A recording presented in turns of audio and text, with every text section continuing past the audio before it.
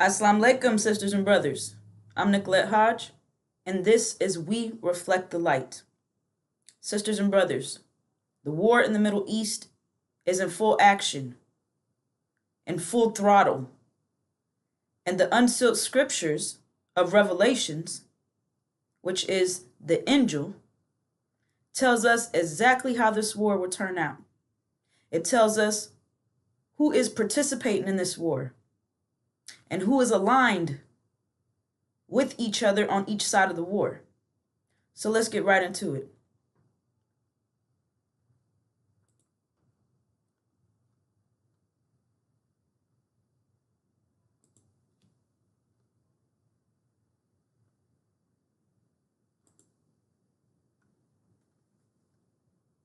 The latest Iranian barrage appears to have pushed this already dangerous regional confrontation into an even more serious phase, with fresh signs that central Israel once again found itself under intense pressure despite a large-scale defensive response. In the latest overnight exchange, Israeli air defenses were active across multiple sectors, intercepting many incoming projectiles, but the emerging visual evidence and field reporting suggests that not everything was stopped before reaching the ground. In and around the greater Tel Aviv region, emergency responders, local authorities, and journalists documented scenes that have now become painfully familiar in this escalating crisis. Smoke rising from impact zones, visible structural damage, scorched vehicles, shattered glass and road surfaces, marked by crater-like impressions. These were not just isolated moments of disruption. They were part of a wider pattern that has increasingly defined the current confrontation. The latest Iranian barrage appears to have... All right.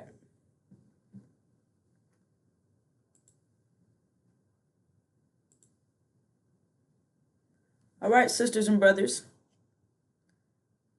Heaven is the Middle East.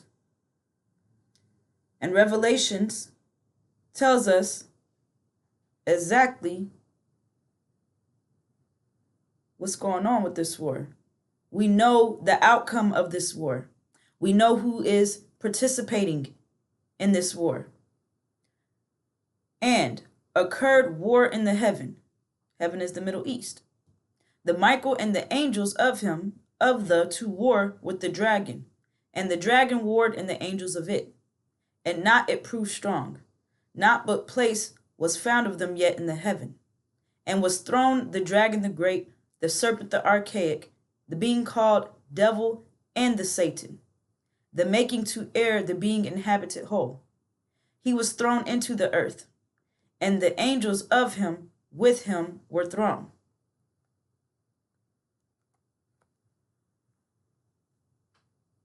Michael and his angels go to war with the dragon and his angels. Michael is our God, Master Farad Muhammad. His angels are our brothers, Iran and Syria. And the dragon is the house Assad, who is sitting in our land and has renamed it Saudi Arabia.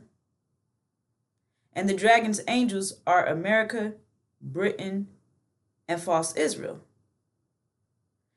Now, the unsealed scriptures of Revelations tells us that Michael and his angels will be victorious in this war. They will win the war. And that the dragon will be thrown out of the Middle East. America and Britain will be thrown out of the Middle East as well. So the dragon and his angels will be defeated in this war. So that means no matter what propaganda, what Trump is saying, no matter what lies they spread on the news, this is the outcome. This is how the war is going to turn out. And false Israel, who gets their military backing and supplies from America and Britain, with America and Britain being thrown out of the Middle East, false Israel will go under siege and be destroyed. So the unsealed scriptures are very clear. Now understand that the house of Assad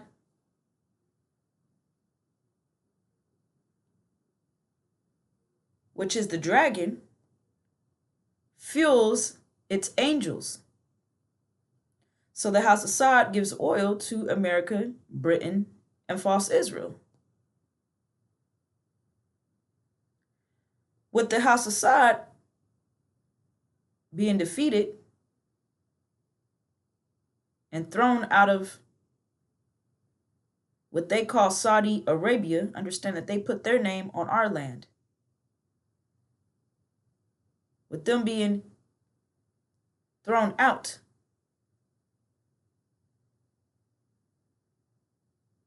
and Iran and Syria, who's being backed by our God, Master Fraud Muhammad,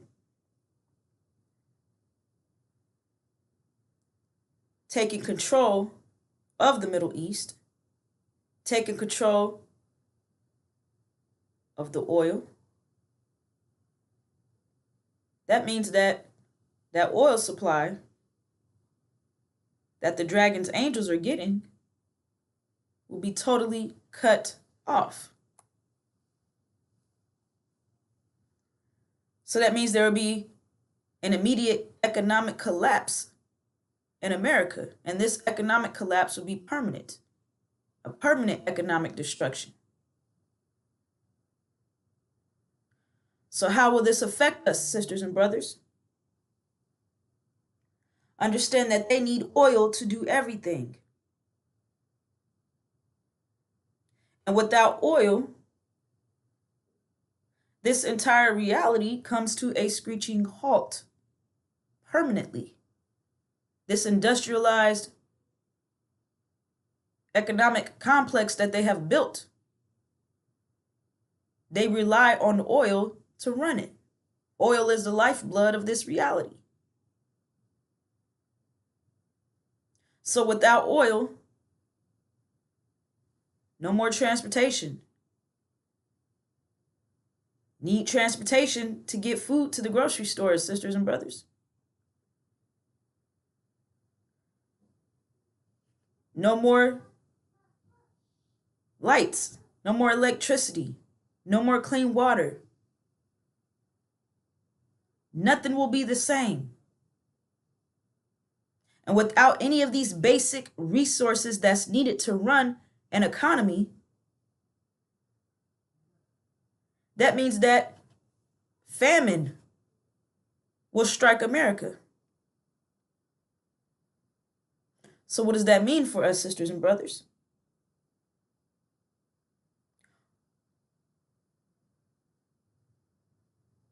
What does that mean for us?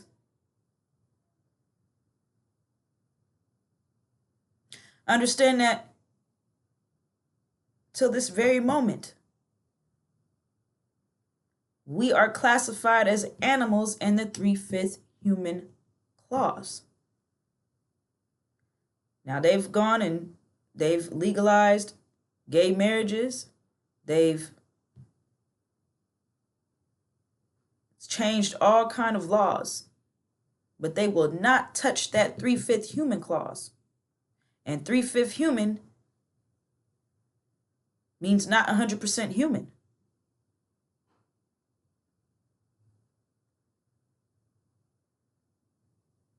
So that means they have us classified as animals.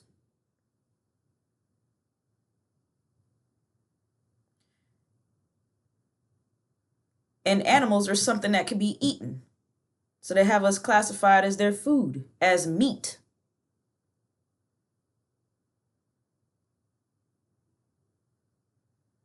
So you must understand, sisters and brothers, that our lives are in danger for many reasons. This economic destruction and the fact that they are about to experience famine, that's just one part of the danger that we're in.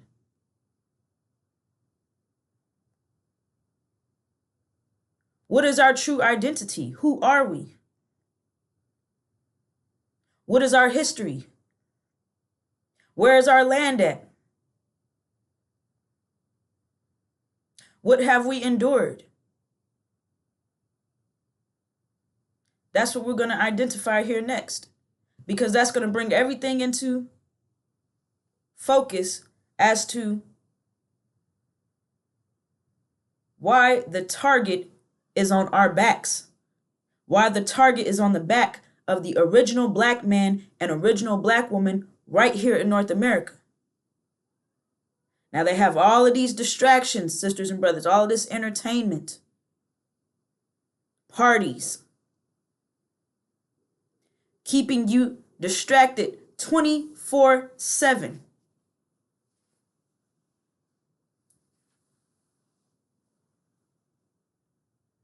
The war is in full throttle. However, none of your so-called preachers, ministers, deacons, these so-called black leaders, those who call themselves fortune tellers and palm readers, none of them are telling you about the outcome of this war in the Middle East and how it's going to affect you, sisters and brothers. So that's why we are here, reflecting the light of the angel, which has been revealed by the breaker of the seven seals. So let's keep moving, sisters and brothers.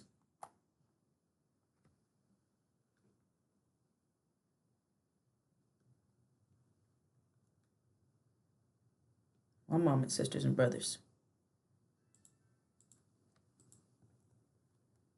One moment.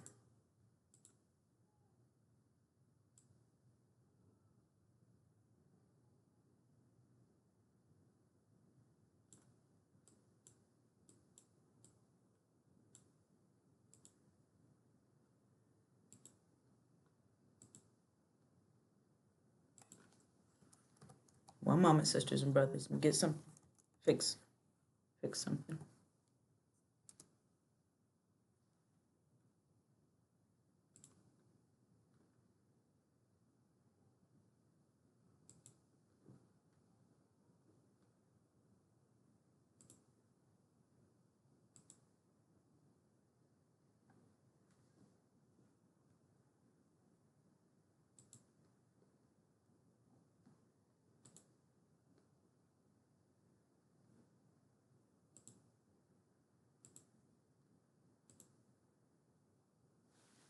All right, one moment, sisters and brothers. I'm almost done.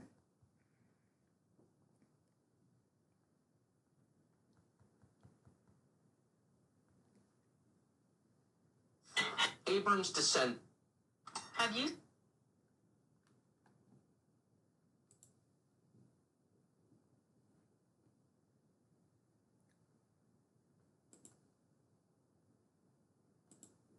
Seen this?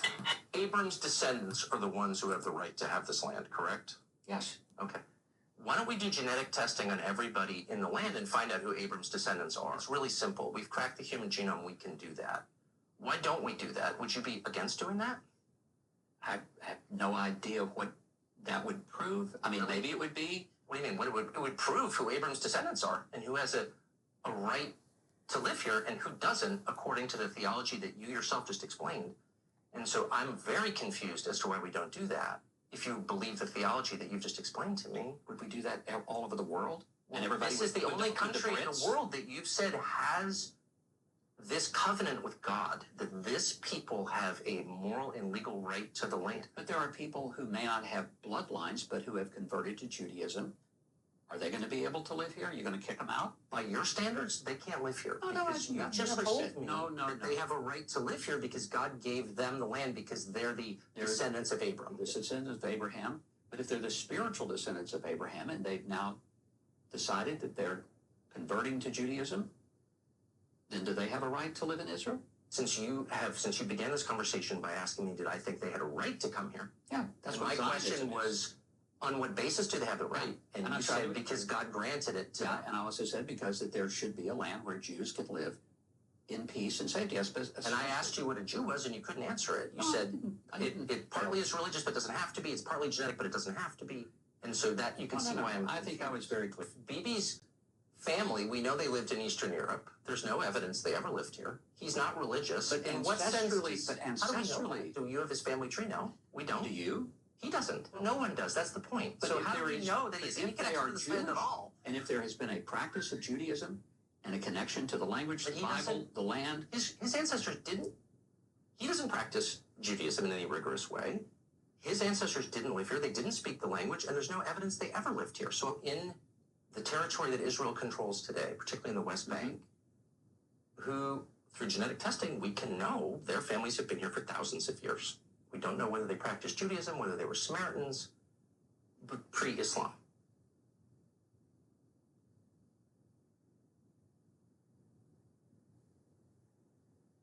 We don't know that. A lot of them we know have been Christians for 2,000 years. They have less of a right to the land than someone whose ancestors, the only thing we know about them is they lived in Latvia or Poland. They're Eastern European. How does that work? Have you seen this? All right.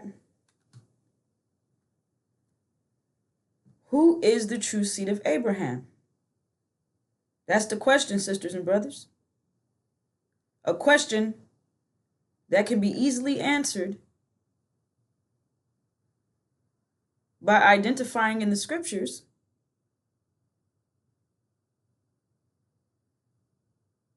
the history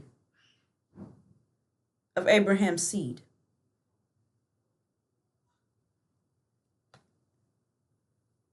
And the Abrahamic covenant that belongs to the true seed of Abraham. So the false Jews, not the false Jews, false Israel, because scripture says those who call themselves Jews are not. They are liars. They are the synagogue of Satan. And I'm paraphrasing here, sisters and brothers. So whoever is calling themselves a Jew is indeed the synagogue of Satan. So I'm not going to use the term false Jews. The term is false Israel. They're claiming to be the seed of Abraham. However, as you can see right here on this news clip, he couldn't even answer any questions about the history of Abraham's seed, which they're saying descendants. That's not the correct term. So make that clear. It's the seed, the bloodline, which can only be determined by the Father. And our father is Abraham, which here in the scripture, you see that he is called Abram. We'll get into that next.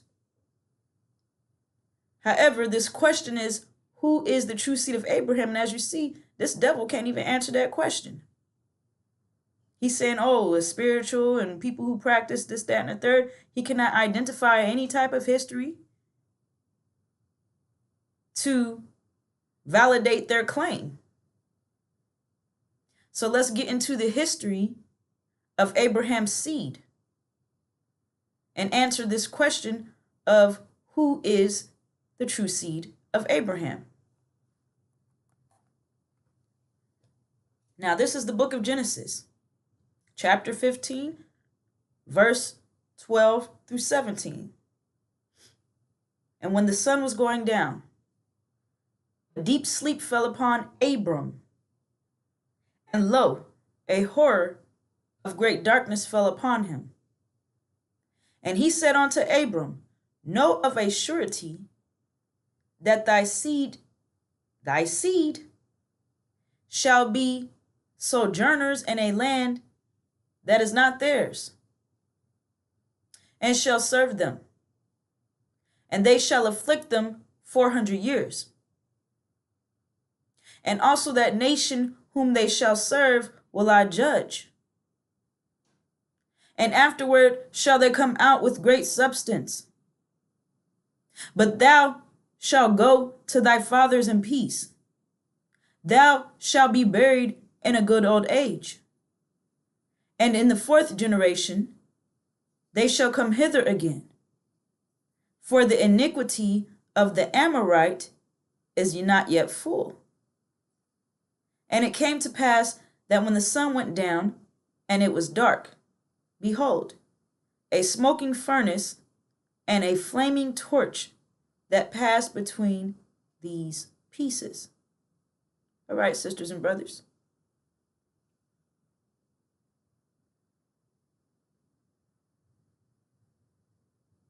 Our father Abram had a vision of horror. And it shares, know of a surety.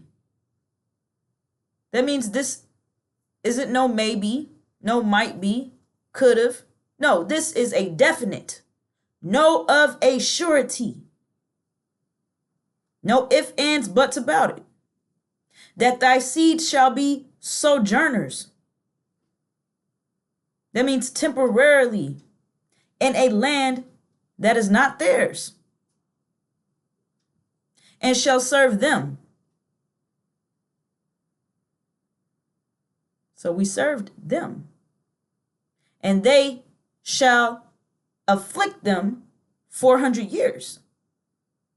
So we are told exactly what would happen to Abraham's seed, what we would endure. We're given a time period as well, and a location as well.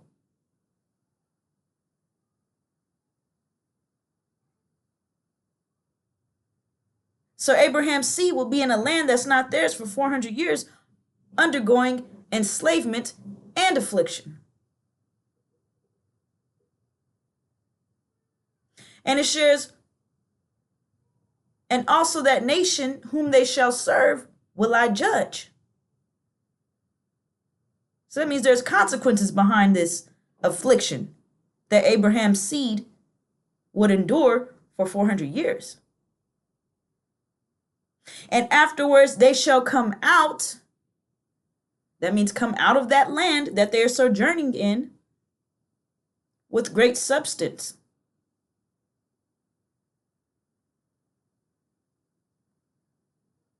So we're valuable. Abraham's seed is valuable. And there's more to the great substance. However, I'm going to keep it simple, sisters and brothers.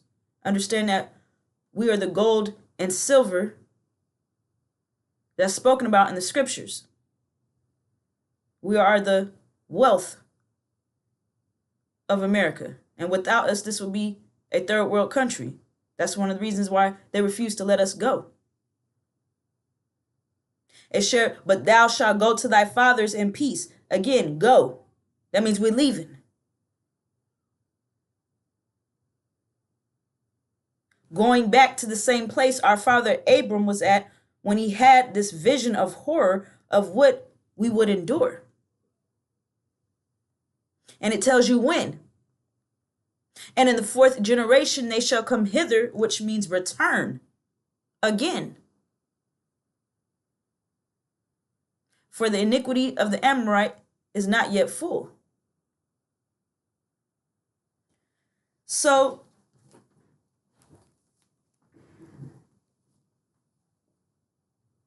right here in the book of Genesis gives a clear description of the history of Abram's seed. This history could not be verified by false Israel, who claims to be the seed of Abraham.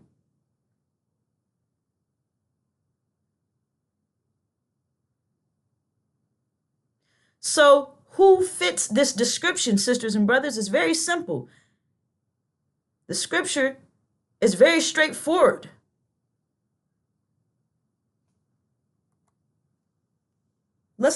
let's identify the true experience of the original black man and woman right here in North America. They say that we went through, our history is called slavery. Yet our father Abram's vision of horror identified enslavement and affliction. Slavery is working someone without paying them. It is an economic system of capitalism, maximum profit, minimum overhead. Getting the maximum amount of labor out of someone and giving them the minimum overhead, just enough to keep them alive so that they can keep producing. That's what slavery is. That's only 1% of our experience. Yet, America teaches that our history is solely slavery.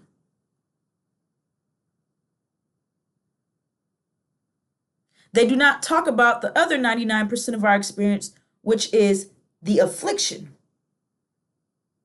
And so understand that slavery is not the correct term for our experience. It's a slap in the face. It is a whitewash, a watered down, a totally swept under the rug, a total lie. Well, it's a 1%, only 1% of our experience. So it's not, see what I'm saying? Be careful with the language. It's only 1% of our experience. However, that's not the correct term for our history right here in the hills of North America. The correct term for our experience is called the Holocaust.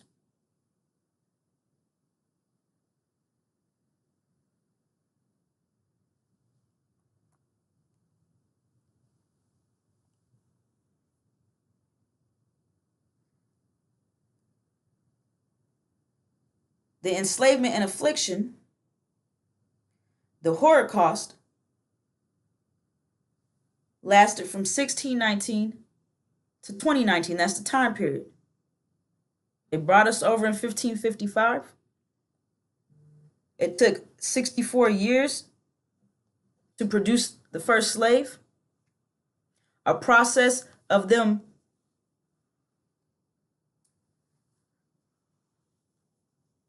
taking everything from us, taking our names from us, and branding us with their names to show ownership over us. They took our language from us, and they gave us their language. They put their dirty religion of Christianity on us.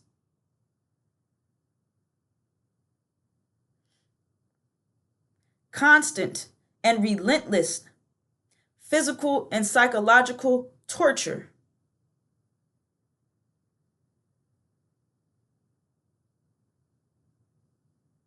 They enslaved us, sisters and brothers, but ask yourself, how did they maintain that system of capitalism? How did they behave towards us? What quality did they give our experience in the fields? And then I will tell you everything you need to know. We took care of their agricultural needs. We produced their fruits and vegetables. We took care of their cattle, produced their steaks and their pork chops. We built their mansions.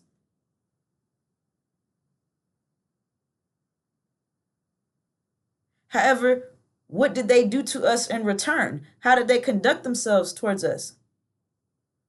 How did they show their appreciation for our free labor?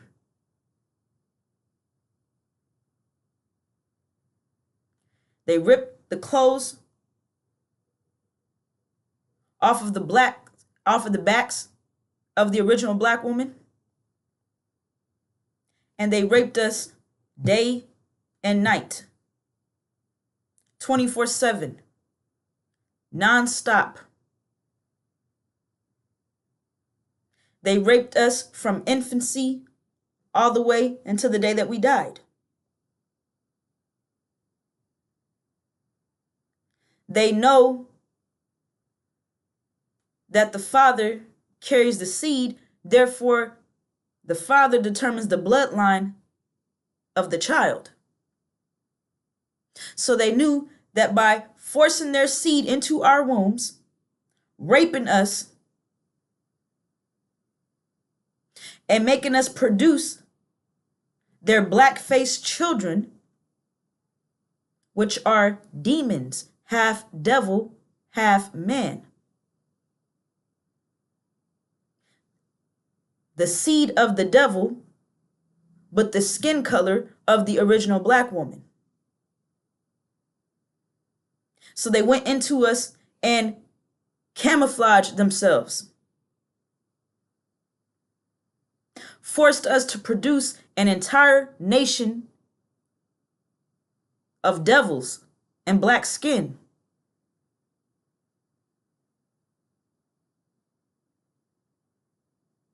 The rape was so consistent. Their goal was to totally eradicate the true seed of Abraham.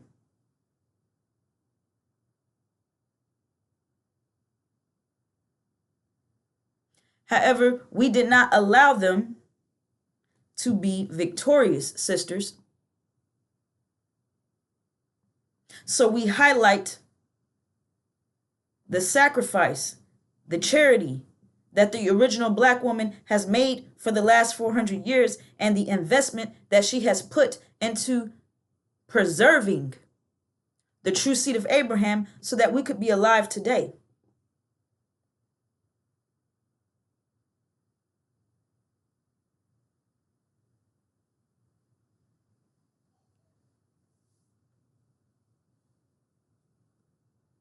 So these devils were raping us nonstop, making us give birth to their children. That's not part of slavery, sisters and brothers. Nowhere in the definition of slavery is rape involved. And as I have stated before, just the fact that they raped us lets you know that we did not willingly lay down with these devils. We did not desire them one bit. We did not want them touching us, period. And in them being the cowards that they are, because they're weak by nature, because they are a totally stripped down version of us. And the Supreme Wisdom Lessons goes into detail of how it is that they were made, from the process of separating the brown germ and the black germ, and then taking the brown germ and stripping it all the way down until it turned white. So that's how it is that the devils are weak by nature, because they are totally stripped down.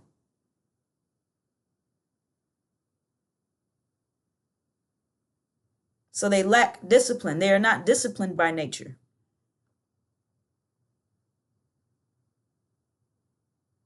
So they are cowards. They were told not to touch that tree, and that's exactly what they did repeatedly for 400 plus years.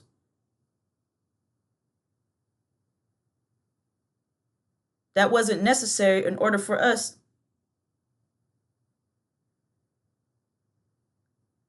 to uphold the economic system for that season.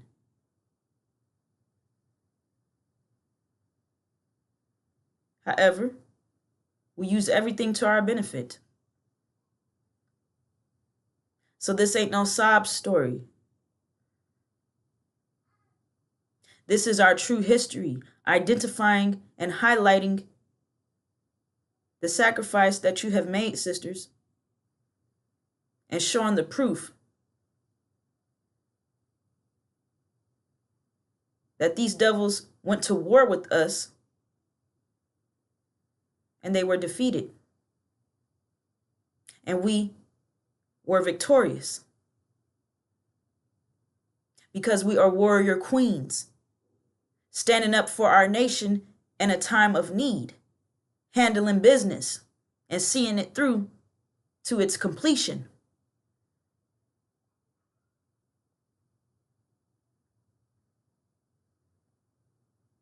So as they were raping us and trying to totally eliminate our seed, we were looking ahead.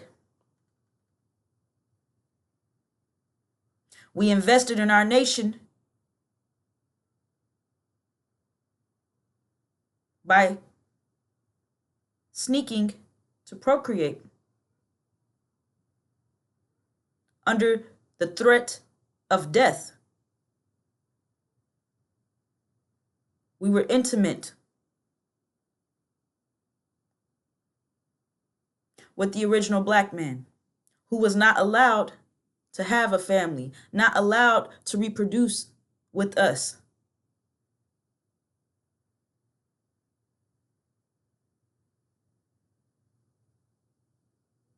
Yes, they had breeding farms. However, that's a whole nother conversation. Understand that we were not allowed to freely reproduce with our men. And if we were found to be reproducing or even suspected to be pregnant with an original baby, they would kill us in the most gruesome manner. They would cut our babies out of our bellies. They would take our babies and use them as alligator bait.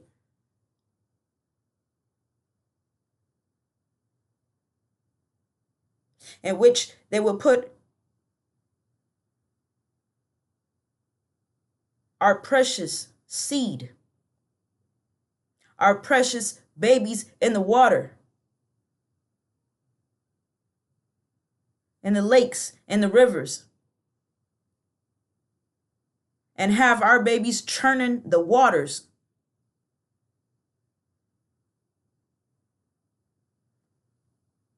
Which would call the alligators' attention to our babies, and they would eat our babies. And they used our babies as bait, like putting a worm on a hook to catch a big fish. This is what they don't want you to know, sisters and brothers. And I'm here to jog your memory and remind you of what you have endured, so that you can understand that you have a reward for your suffering and for your sacrifice and for your charity that you have given to the true seed of Abraham. And no one can take that away from you, sisters. They could call us every name in the book. However, they cannot erase our history. They cannot erase the truth. They could try. However, we already, for every action, there's an opposite and equal reaction, and we already did that action. We already made that action. So they can't undo what has already been done. They cannot undo our sacrifice, nor can they undo the horror that they inflicted on us.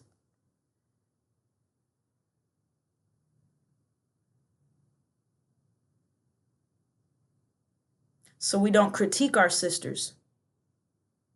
You're not sinful. You did not ask to be put in this situation. Each season calls for a different type of response, and we responded to the call.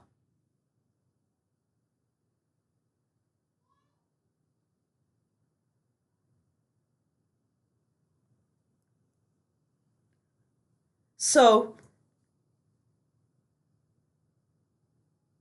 this is the true history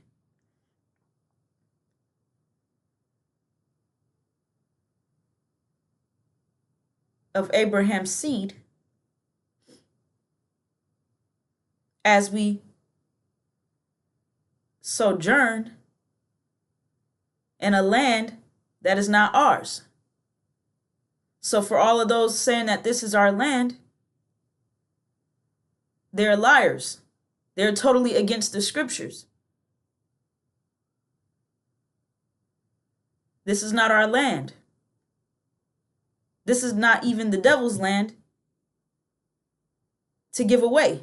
So when they want to talk about reparations and all that BS, it's just a bunch of noise and distractions, sisters and brothers, tempting us because we have a reward for our sacrifice.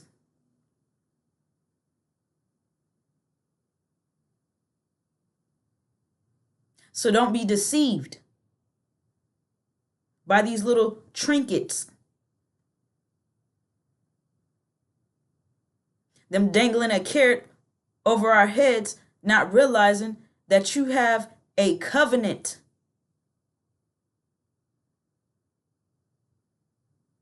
With God. And there's no reward greater than the reward that Allah has given us. We have a vision. And our history verifies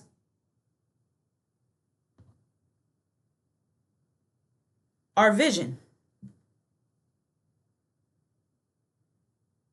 So let's keep moving.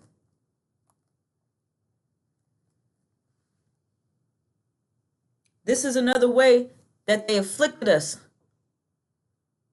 They put their dirty religion on us, Christianity. Told us that if we don't believe in Jesus, then we're going to hell.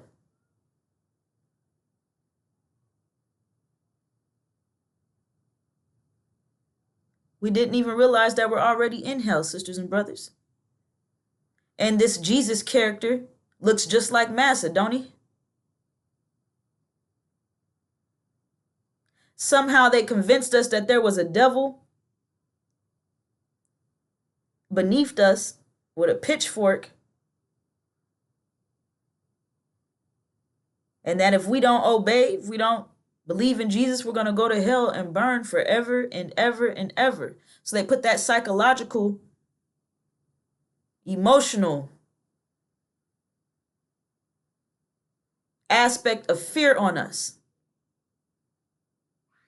directly attacking our sisters, putting that weight of conviction on us. But they didn't give us the scriptures to read for ourselves so that we could identify who's who and what's what. They couldn't take that chance. They had their devil children, the house Negroes, over the church, telling us how we are supposed to be looking at the scriptures. So this is a concentrated effort to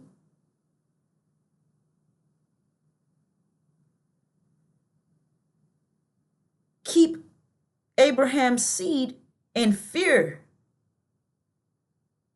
all the way to the destruction that they have planned for us. Understand that they have come at us all different kind of ways throughout the Holocaust, trying to eliminate us. And our seed has kept coming through the womb more and more and more stronger.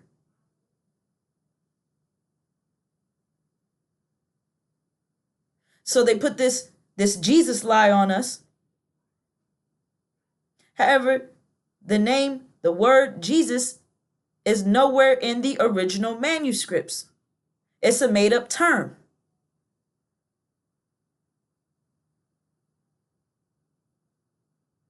So Jesus never existed.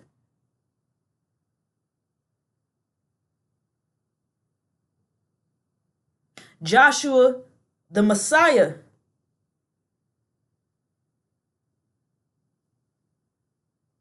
is the one to lead us home to the promised land. They didn't tell us about Joshua the Messiah, and none of these so-called black leaders, none of these preachers, none of these ministers, they don't talk about Joshua the Messiah in church. Louis Farrakhan, sitting in Elijah Muhammad's seat over the Nation of Islam, he doesn't speak about Joshua the Messiah. Because to identify Joshua the Messiah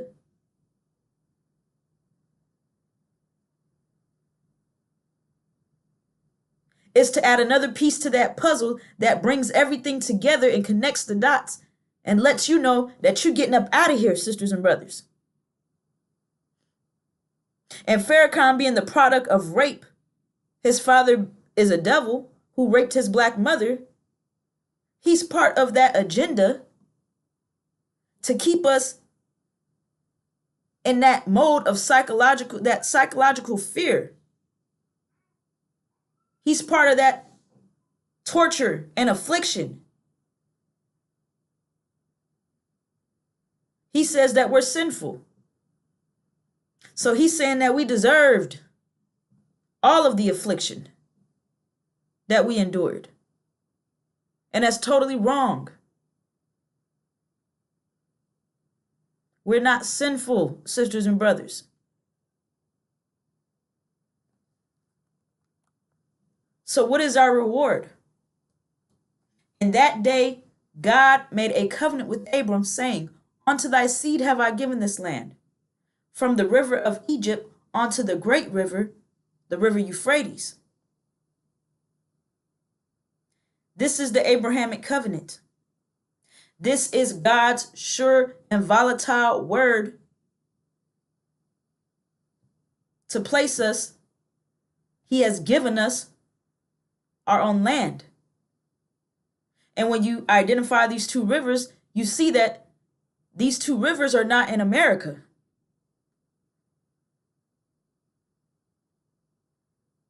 So America cannot possibly be our land. Our land is Arabia.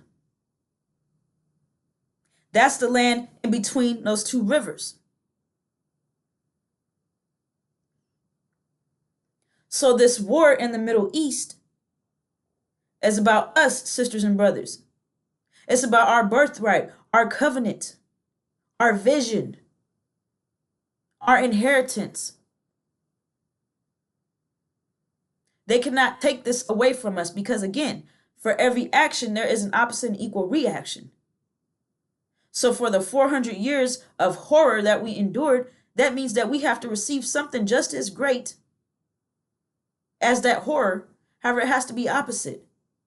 So what's the opposite of the Holocaust? Paradise. What's the opposite of being in a land that's not ours? The opposite of that is being in a land that is yours.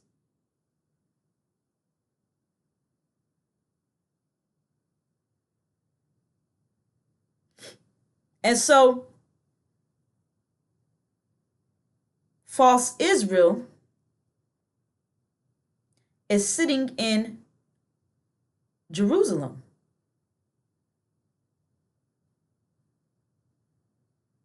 Palestine. A land that does not belong to them. They claim they are the seed of Abraham, and they claim that the Abrahamic covenant has been fulfilled and that they are in the land that was promised to Abraham's seed. However, the scriptures clearly identifies that Abraham's seed will return to Arabia. And false Israel is not in Arabia.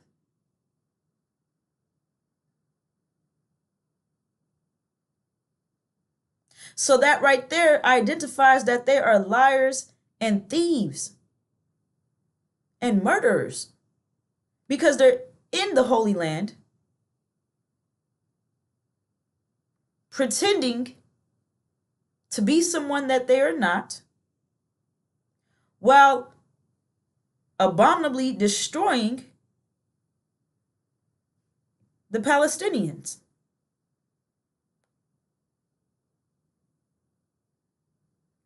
So they cannot, they can't prove that they are who they claim they are because they're liars. And they know they're liars. So they come with all this a spiritual seed of Abraham, all this BS, and they cannot, their bloodline does not fit the description of what Abraham's seed endured.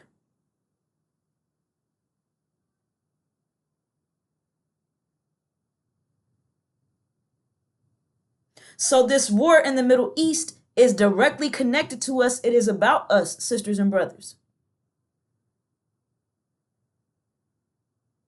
And we are witnessing heaven, which the Supreme Wisdom Lessons tells you that our heavenly home,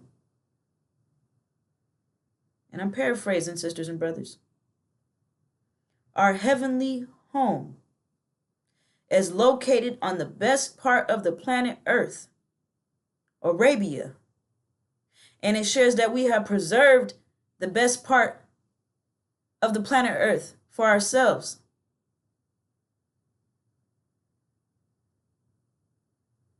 So if you preserve something, that means you're saving it. You're going back to it. And it's no coincidence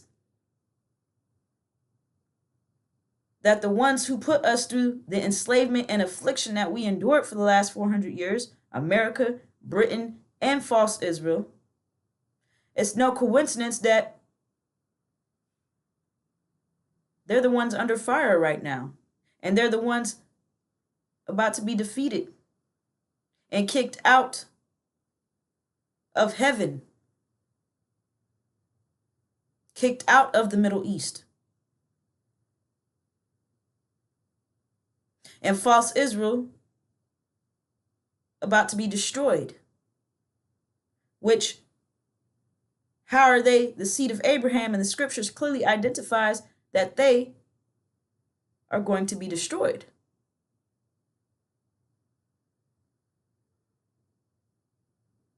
So these are clear proofs of who we are and who they are. And we are witnessing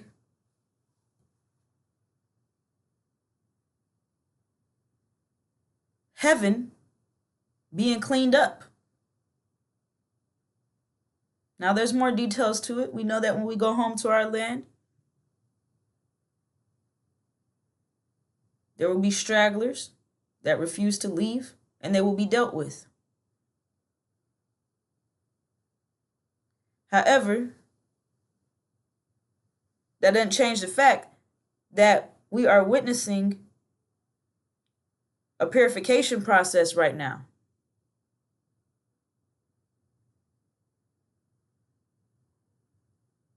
And these devils are being crushed. They're being burned up. Literally and figuratively. If you understand what I'm sharing, we're watching them be defeated.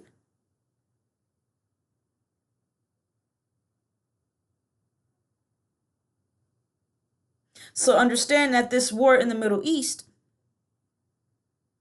is directly connected to us. It's about the Abrahamic covenant.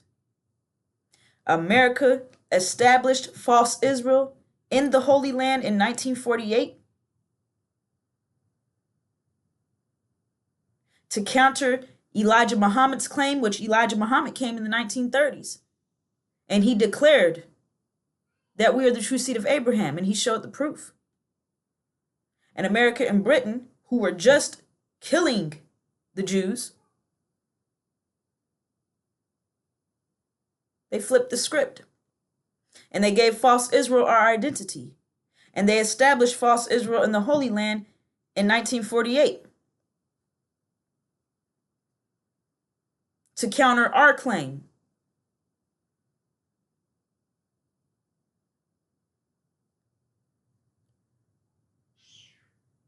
So false Israel has our identity. And America and Britain are supporting false Israel 100%.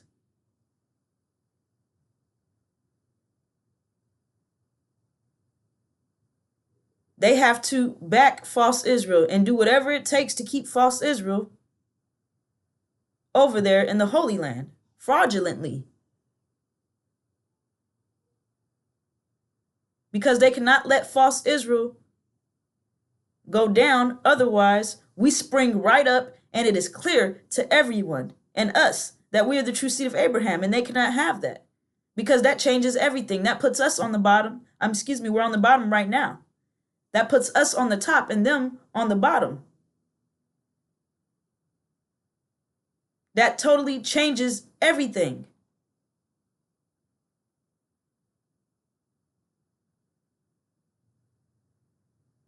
So they are fighting tooth and nail to uphold that lie.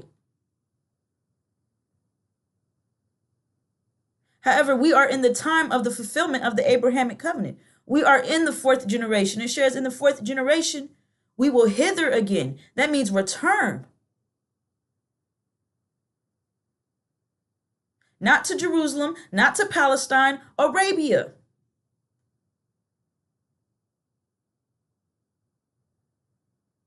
So all the lies are being exposed.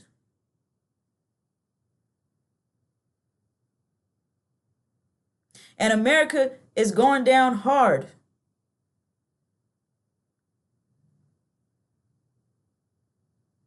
So be aware, sisters and brothers. We're here to keep you informed. Let you know exactly how this war is going to turn out. We have been on post for years, letting you know that there was going to be a war in the Middle East. And now here we are. We have been telling you how this war is going to turn out. And here we are. The war is on. Almost 30 days in. And it's not getting any better.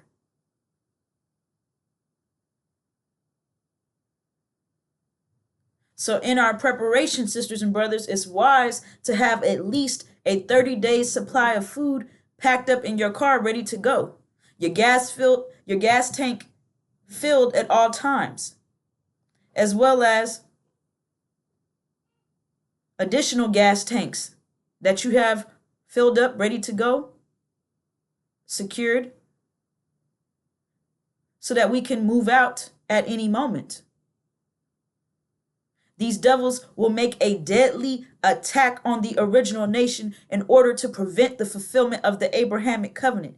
Do you understand that we are in danger?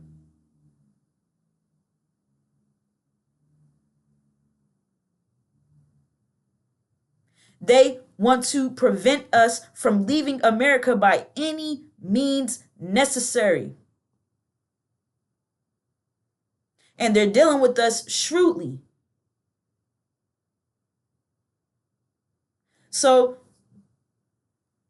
they're setting up, or they have their plans ready to go, and they did it right in front of our face.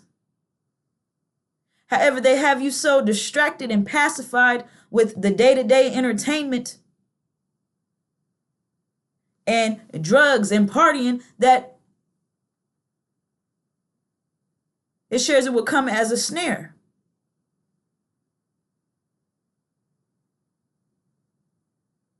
So we are here to reflect the light of the angel.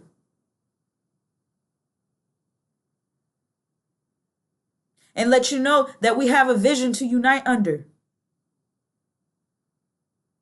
Because we're not sitting around praying, waiting on no mystery God.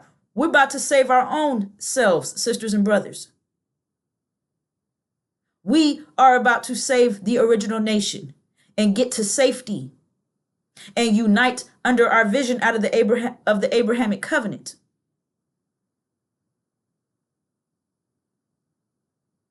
This is our vision to unite under. We have somewhere to be. We have a paradise awaiting us. A paradise, a land, an economic system that we have been, a land that we have been promised our own economics, in which we're going to go there and we're going to build our own paradise.